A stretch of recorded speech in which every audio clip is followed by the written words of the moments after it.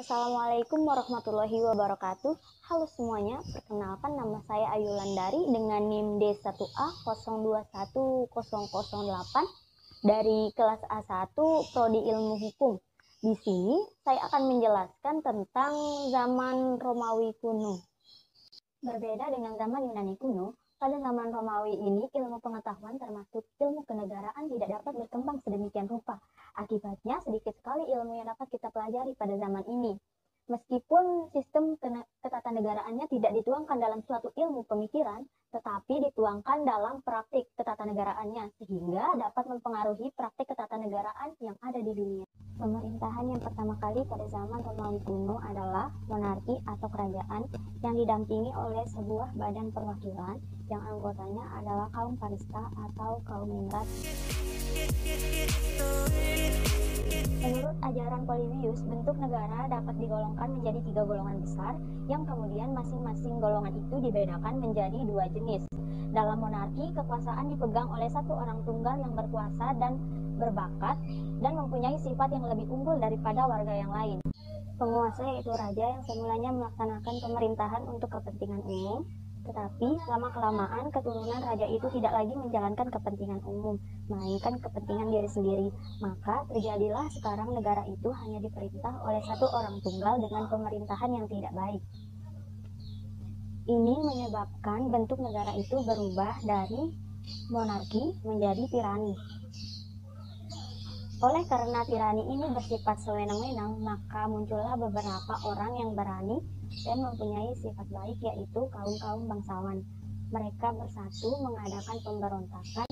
Pemberontakan ini menyebabkan bentuk negara itu berubah dari tirani menjadi aristokrasi. Pemerintahan aristokrasi ini memang mula-mula adalah baik, tetapi lama-kelamaan mungkin juga keturunan mereka yang kemudian memegang pemerintahan itu tidak lagi menjalankan pemerintahan untuk melaksanakan keadilan dan kepentingan umum, tetapi yang diperhatikan hanya kepentingan sendiri. Ini menyebabkan bentuk negara itu berubah dari aristokrasi menjadi oligarki. Karena dalam oligarki ini tidak terdapat keadilan, maka rakyatlah kemudian yang memberontak mengambil alih kekuasaan negara untuk memperbaiki nasib mereka. Negara di mana pemerintahannya dijalankan oleh rakyat dan tujuannya untuk melaksanakan kepentingan rakyat, menyebabkan perubahan bentuk negara dari oligarki menjadi demokrasi. Semula pemerintahan dilaksanakan oleh rakyat ini memang sangat baik, karena memperhatikan kepentingan umum dan menghargai persamaan serta kebebasan. Tetapi lama-kelamaan kebebasan ini tidak dihargai karena mereka menganggap bahwa kebebasan itu hal yang biasa. Akibatnya timbul kekacauan, korupsi, hingga aturan hukum tidak mempunyai kekuatan mengikat. Inilah yang menurunkan derajat demokrasi dan bentuk negara berubah menjadi oklokrasi. 2 adalah Cicero. Cicero adalah seorang ahli pemikir tentang negara dan hukum dari bangsa Romawi. Negara, menurut Cicero, merupakan suatu keharusan yang harus didasarkan ratio murni didasarkan pada hukum alam. Mengenai bentuk pemerintahan, Cicero berpendapat bahwa bentuk yang baik itu adalah campuran dari 3 bentuk pemerintahan yang baik, misalnya monarki, aristokrasi, dan republik. Bagi Cicero, hukum adalah satu-satunya ikatan dalam negara, sedangkan keadilan itu hanya dapat dicari untuk memperkuat keadilan itu sendiri tanpa dicampuri pamrih tertentu. Yang ketiga adalah Seneca. Seneca pernah menjadi guru Kaisar Nero. Kerajaan dunia Romawi yang sebagaimanapun kuatnya dan yang disusun menurut sistem ketatanegaraan yang praktis dan secara yuridis tetapi kaku, kerajaan ini jatuh dalam keadaan bobrok. Hal ini disebabkan karena adanya bagian yang lemah daripada susunan ketatanegaraannya, yaitu bagian sosial etis. Setelah jatuhnya Imperium Romawi, maka sejarah pemikiran tentang negara hukum memasuki zaman abad pertengahan.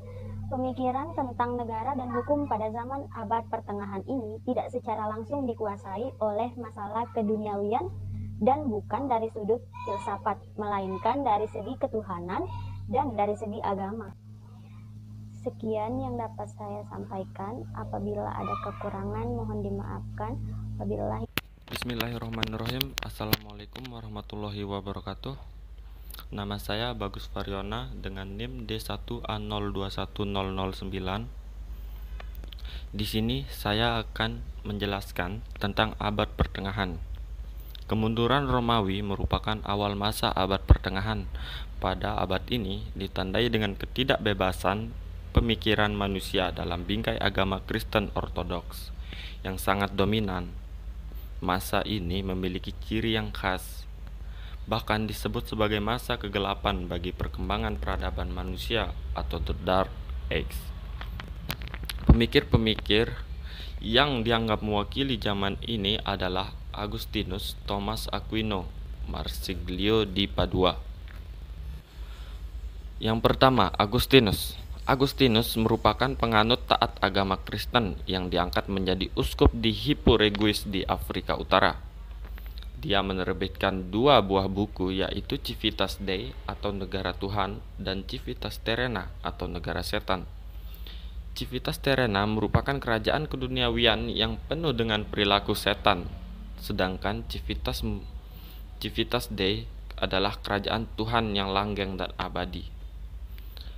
Agar kerajaan di dunia yang merupakan bentuk Civitas Terrena menjadi baik dan harus mendapatkan ampunan dari Gereja Kristus dan mengabdi kepada Civitas Dei.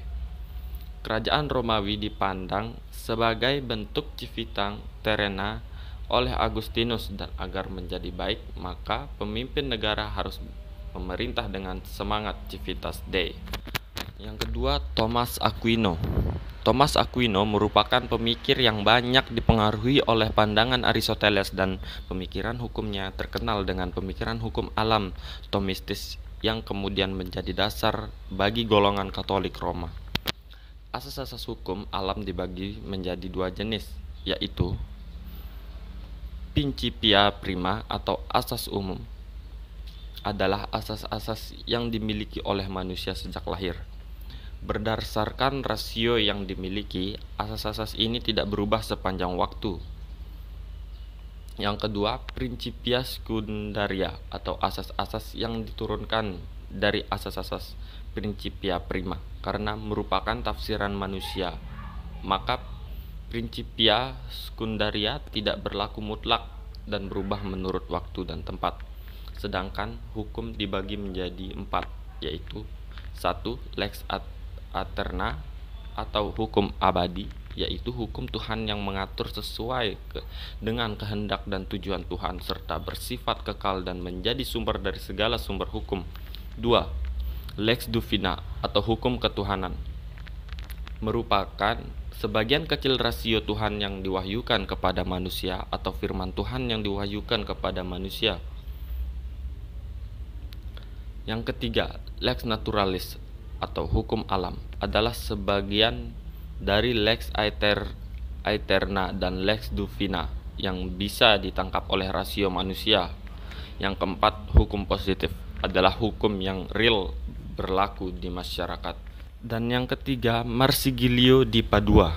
Marsiglio di Padua atau yang lebih sering disebut dengan Marsilius dari Padua adalah anggota golongan Ghibelline, pendukung Kaisar Louis Bavaria yang bertentangan dengan Paus Yohanes XXII.